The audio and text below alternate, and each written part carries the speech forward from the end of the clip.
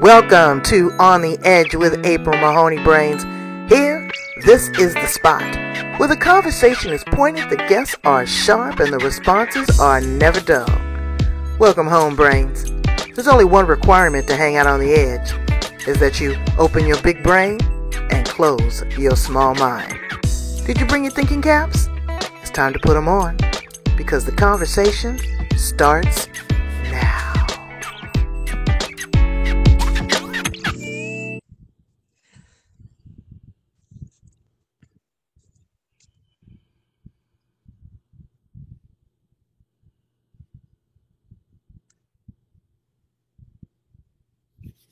Set our intention, right? Yep. All right, here we go. Welcome to On the Edge with April Mahoney Brains. This is the place where the conversation is pointed, the guests are sharp, and the responses are the wrong finger. They're never dull. Okay? We're back down in Australia with my friend, Jenny Stanley Matthews. She has a full suite of services, a menu of modalities to heal you, to love you, to strengthen you, and empower you. Well, I'm just going to ask her, what does this empowerment mean? And who gives you the power to empower? You got some pixie dust? I want to know. She is a brilliant woman. She is a part of an anthology that's going to be coming out this fall, Heart-Centered Leadership. I'm going to ask her about the pages of that. Plus, she has a previous body of work. So she's a two-time author. She is a teacher's teacher. She is a practitioner coach. She's got a course coming up in the fall for that as well. And art therapy. Art therapy. We're going to talk a little bit about art therapy and how art is a way of expressing yourself like no other. You have no idea of your underdiscovered talents when you pick up a brush or clay. So we're going to talk to her about all of that. Welcome on the edge, Jenny.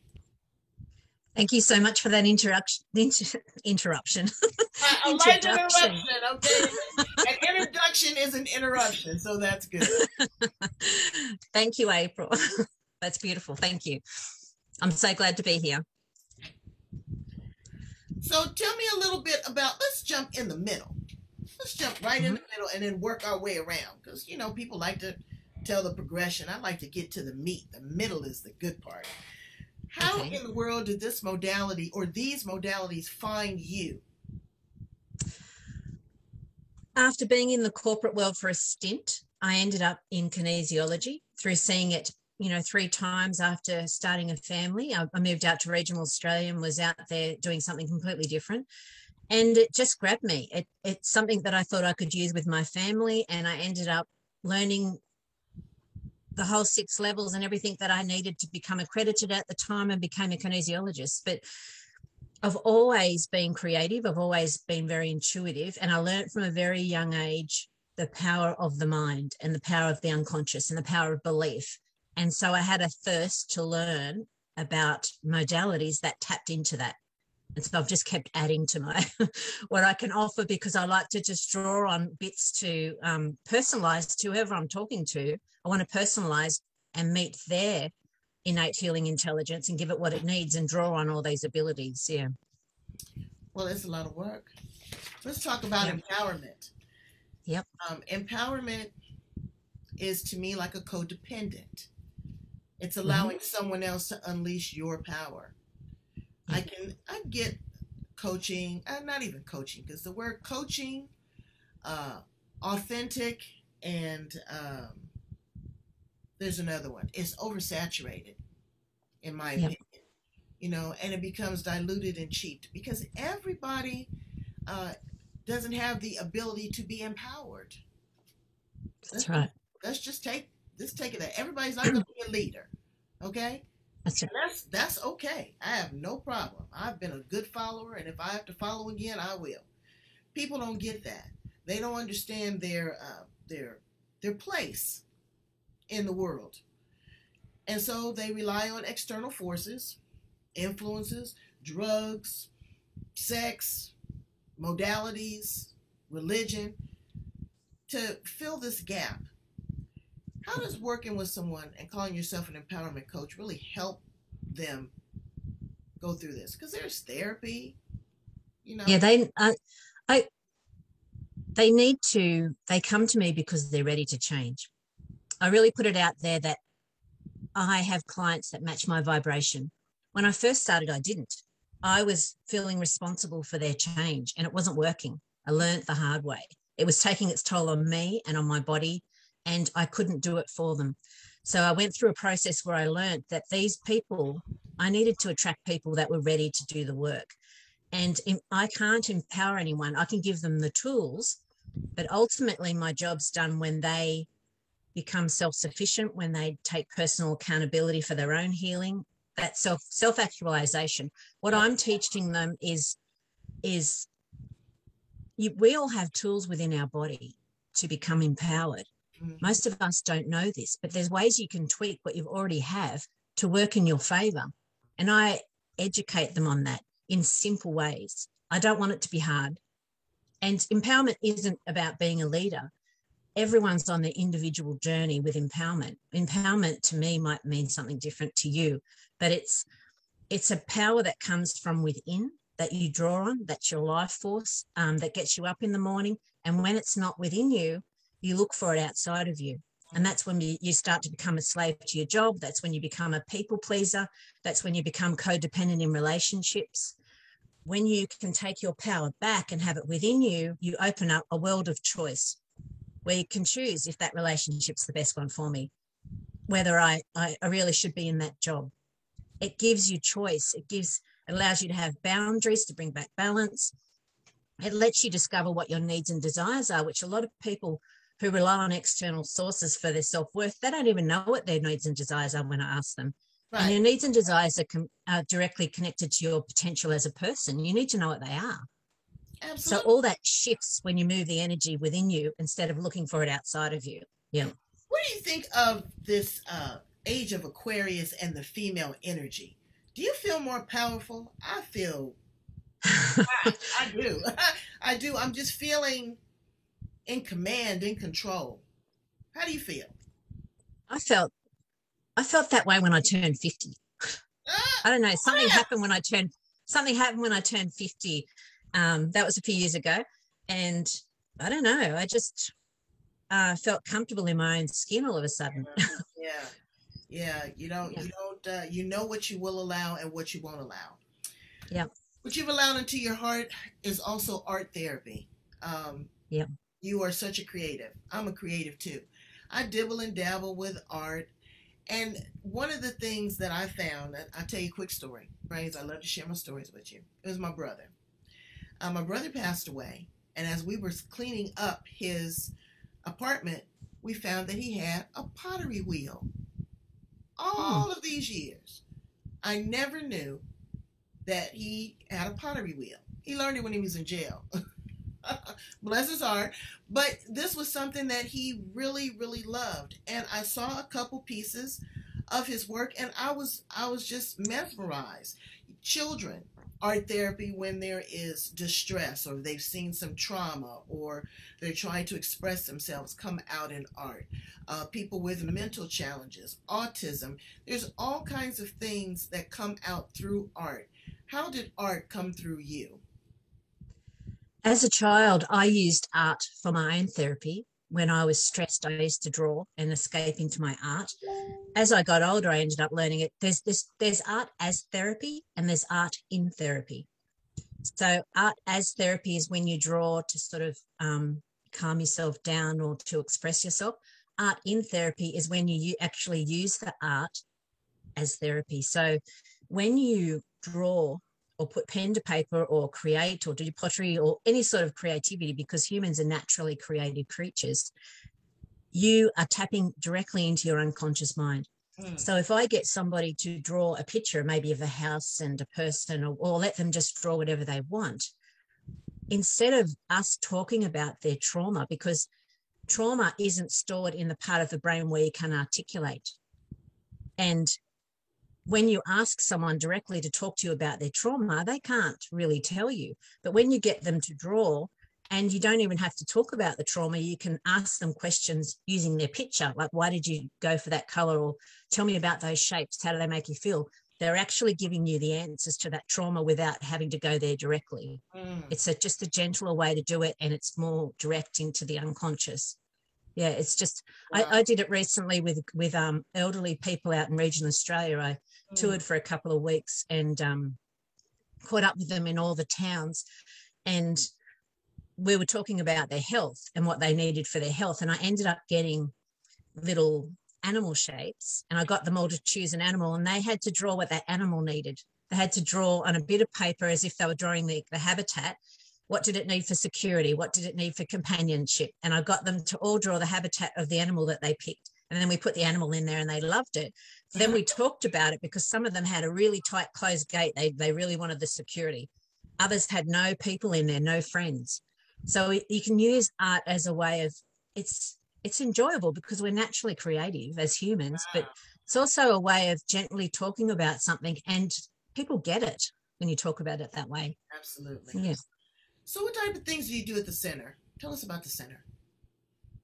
I've got a little cabin that outside of my home that I work from, and I also work online. But I'm really flexible within whoever comes into the door. They might come in specifically for kinesiology, and then it might lead into a bit of NLP or hypnosis. I hate to interrupt, but can you explain kinesiology? So kinesiology, there's about 40 different types now, but they all work with the movement of energy. That's what kinesiology means. And we use muscle monitoring or muscle testing to get access to your body's innate healing intelligence. So the muscle testing bypasses what you consciously know and gives me access via your central nervous system and shows me yes or no stress, depending on what I'm asking you. And so I can ask your body how it's being impacted by the issue, unconsciously, what emotions involved, where the energy is being blocked, because it's about movement of energy. I can even muscle test back and find out where the original motion was laid down, and we can go back to that original source of that emotion, which I've found very powerful. Yeah. So that's a little epigenetics. Epigenetics is very interesting to me. Everybody's doing it. You know what? And in all honesty, Jenny, I don't know if I want to go back. Hell, it's enough stuff going on right here. Okay, right now with the COVID and being the lockdown, and you can't, the isolation is wearing me out. Now I'm trying to be patient, and I'm a patient person. And if this is not a God moment, whether you believe in God or not, I do. This is really a true awakening. What has this all taught you about yourself? It's taught me that I'm adaptable.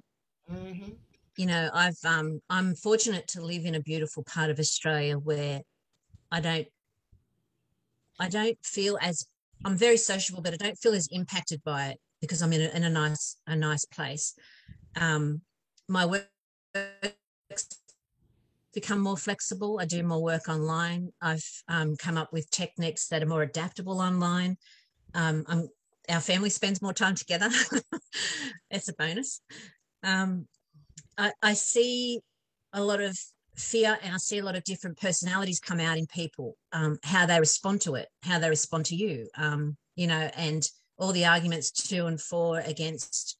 It's bringing out, it's an opportunity, it's bringing out a division, but I think it's an opportunity for all of us to say, what do we want life to be like after this, and agree on that instead of trying to fight over all the detail in between here and after this. That's why I said the epigenetics. I'm over it already. I was liking it, and I dig it. I even wanted to do a past life regression one time, but to just really kind of figure all of that out, I'm trying to figure this out. And to block those generational curses, or not, curses, or I don't know what you call it. There's going to be pain, because without pain, you would not know pleasure. And you have the pleasure of writing all of this great stuff down in books. Yep. Tell me about your writing. So when I started work at a 5-star health retreat as a kinesiologist back in 2008. I was there for 10 years.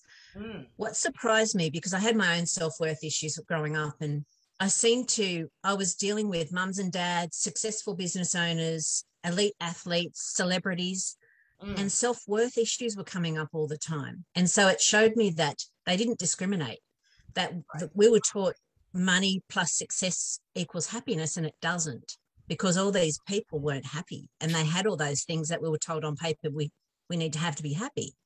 And so it made me realize, like, we're all the same inside. We're all human, regardless of what we've created. And it made me realize that in a lot of these cases, that low self-worth drove people to be successful because they had something to prove to themselves and others. But they ended up building this big source of power outside of them, which always needs to be tweaked and grown and maintained, and never feels safe, because, and you never feel like you're enough. You always have to grow it. So I ended up creating this book, Embrace Your Power, and I've made it as simple as I can. Hold it. Yeah, because I want people to see that. Move your fingers. That's right. Okay, take that pretty picture. Cheese. All right, go ahead. Tell me about it ended up, I've made it as simple as I can, and I realized it couldn't be a one-size-fits-all approach. So it's almost like talking to me when I ask you questions and you gain your own insight. And you gain your own insight throughout the book. And I've actually, on the flip side of the book, I've got a journal. So you've got the workbook on one side, the flip side has a journal. So you can start. A two for brains. Yeah. So you've got everything you need in one book, so that the journal's got a checklist of things you can do each day. So it's a no-brainer, really. Okay. All right, I'll put you on the spot. Go ahead and flip to a section and educate me real quick. Give me like a minute and a half pitch to convince me that I need to do it. All right. I've just opened on forgiveness. Now, this is about self-forgiveness. This is a big thing. This is how you transmute energy through forgiveness. Okay. The reason we still have unresolved emotions hanging off us is because there's something we needed to learn from them. They'll keep draining our energy and hanging off us. I like to imagine them as like little helium balloons hanging off us. And forgiveness isn't about condoning something. It's about letting it go. And the way that we let it go is we have to learn from it. The reason it's still hovering there and waiting for us is it's got a lesson for us that we need to take. So you need to go in there and find out what you need to learn from, because all energy can be used. But when it's in a negative form, it's draining us instead of fueling us. So when we go in there and we look for the lesson and we take the lesson from that experience and we send unconditional love to it to cut that cord, we can transmute that into an energy we can use now and move forward. And that's really what forgiveness is. Yeah. It is the ability to move forward. Use that energy that's been holding you back. Find the energy in it that you can use to move you forward, so you never have to go through that again in the same way. Absolutely. So the anthology that you are in is a collaboration of 20 women. Heart-centered leadership. What is heart-centered leadership? Because people right now want to invest in emotional intelligence and build relationship capital. It's great to, pitch that you're going to get somebody to the 6 figures, brains, when they're looking for the next 600. Okay? Keep it real. This is tough times for everybody all over the world. This is the perfect pause. Okay? So we need to edit and filter and shift and do this other overused word of pivot. I feel like Tigger. Pivoting. Boing, boing, boing, boing, boing, Pinball machine. Absolutely. I was thinking the same thing. Absolutely. So, tell me a little bit about the collaboration, though, with the ladies. Because you have to have a synergy. You have to have a vibe when you are in text and in print, because you're leaving history with these individuals. How'd you collaborate with these women? Well, this has been put together by Laura from Maven Press, and she's very intuitive. And when she put it out there, who wanted to be in this book, and she picked the authors intuitively. That's how she did it. Wow. She just knew the people that were going to come into this book, and we all had to write about what made us the heart-centered leaders that we are, the story that brought us to this point where we're all sharing this experience and writing this book, so that we can share some wisdom with other people that want to be heart-centered leaders. But me personally, I found it, coming from a heart space, what makes you different is it's that coherence, that heart coherence. It's having done the work yourself, on yourself, having that coherence within yourself and being able to express that outward and help other people to find that coherence as well. That's, I think, what a heart-centered leader is. And we all came to this space from so many different backgrounds, you know what I mean? And the stories, and I actually haven't read them all yet. I've seen a few of them. Opportunity to, do Zoom meetings when you in the collaboration and yep, we do. People a little bit better and have conversations with them. That's good. Yep, we meet up, and Laura actually organises workshops for us, author workshops, and gives us tips, and we all get to know each other, and it's been a really great experience.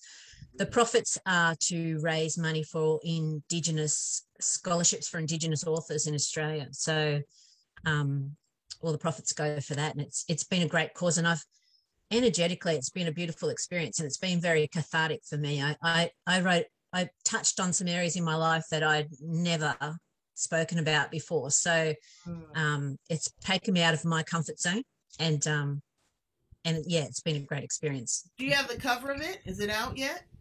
I haven't got it physically. It comes out in November, but the I can post a in the comments and cover of it. Yeah, we want people to be on top of it, and be in between those pages. In anthologies, it's very important that you don't get lost in there, because it is your body of work. You have to be excited about it. You're leaving a legacy. Let's talk about your practices. And you are a coach you are a practitioner for practitioners. You're a teacher for teachers. Tell me a little bit about that and your current offering, your online course for the self-worth. So, I've got a couple of things going on. So I see clients still one-on-one, but I'm only one person. And I know how important this work is. And I think when people get to know themselves a bit better and start to heal, we all heal. We're stronger together. And so I was thinking of ways to reach more people, and I've done that through books. But I thought, well, why not teach other practitioners the way that I do things, because I do things in a unique way. So I've developed this practitioner's course called Clarity Integration. So that's the manual for it. And it starts off with some kinesiology, and you don't need to know how to be a muscle test. I teach you that. I teach you how to a surrogate test, because we're doing it online. Different ways to do that. I teach them how to find a core emotion, how to have some clarity for that person, and then how to integrate that learning, because we're dealing with the unconscious mind, and the unconscious mind's job is to keep you safe, not to keep you thriving, just to keep you surviving. And so if you've got a dysfunctional behavior or a negative behavior, and your unconscious mind says, well, she's alive, it must be working for us, we're not letting it go. You need to find creative ways to convince the unconscious mind that it's safe to let this go, and let's replace it with this instead. This is a better way to do it. And so I have to come up with all different pivoting again, all different ways to make that happen. So I've come up with this creative clarity integration for practitioners, so I can teach them, and they'll have more tools to offer. So you are allowing people to unleash their beast. That's right.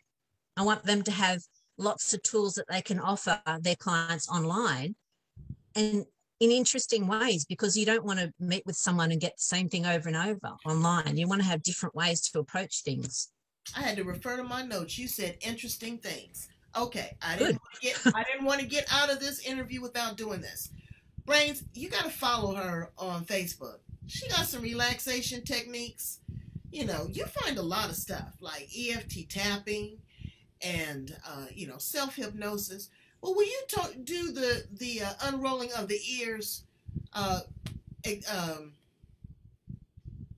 experiment, but The acupressure points. Acupressure points. Can you Acupressure points. Brains, check this out. Okay, just sit up straight. Take a deep Yeah, breath. sit up straight Pay attention. or stand up straight. Sit or stand, however you want to do it. And then just before we start, just out of curiosity, just see how far you can see either side of you without moving your body. So look to the right, look to the left, and just see how far your eyes can actually see. Just take note. And now we're going to use some acupressure points in our ears. And in the old days, if you'll notice the shape of your ear, it's a little bit like a fetus, where this is the head, this is the neck, this is the spine, and this is the feet. And in the old days, apparently they pierced the first mate's ears on a ship to extend their sight so they could see land. So what we're going to do today to stimulate these acupressure points is we're going to start at the top of the lobe, unroll, massaging them. It feels really good. Unroll and massage it all the way down to the bottom of the lobe and release. And we're going to do that 3 times. Unrolling right down to the bottom of the ears, releasing. One more time. It also makes your ears nice and hot, and it makes you heightens your hearing ability. And then release. And now let's just do that again, where we're keeping our body straight and turning our head, because we've stimulated the neck acupressure point there. And let's just see how far we can see now. We can actually see quite a bit further back behind us just from doing that. And if you have a bit of a stiff neck, do the ear acupressure, because it really helps. That is, that stimulates more than just your earlobes, Brains. Yeah. Another lady taught me, she does the bars, access bars. Yep. And she was telling me that all of your history and your life is stored right behind your ear in this place. So that is really an intense pressure point that I'm now. Yeah. So you have been a wealth of information. Please tell my brains how to get in contact with you, to follow you, to get some more great de-stressing online quick tips to learn these modalities. Maybe you're holding an art class. Oh, you know what? That might be fun. Let's circle around and see if we can get together, and maybe we'll do an online art class together. What do you think? Sounds great. That'd be fun, huh? Yeah. All right. So anyway, see, Brains, I get the hookup. So you can contact, you can find out all about my courses. I've got a self-worth course that runs for 21 days where I take you through that book and help you develop self-worth as well. But you can find all that on my website, jennystanleymatthews.com.au, or you can follow me on Facebook, which is Jenny Stanley Matthews, the Center for Clarity. And I'm going to put all that, because she ran through it quick, Brains. I'm going to put it all down at the bottom. I want you to like, I want you to love, I want you to subscribe, I want you to share, okay? Listenership is important to me, Brains. It really is. I go out, I find these great people all over the world. I'm down in Australia a lot. I'm coming to see you, Jenny. Right. But it's a lot going on. I keep telling people it's the root chakra of the world right now, and you better get on board. It's like one of these tornadoes. It's just spinning, spinning, spinning. And we don't want to get left behind. Thank you so much for, leaving corporate America to follow your heart and do what it is you're meant to do. And that's help and heal and teach others. You're amazing, Jenny Stanley Matthews. Thank you for being here on The Edge. Thank you, April. Thanks for the time. All right. Bye, Brains.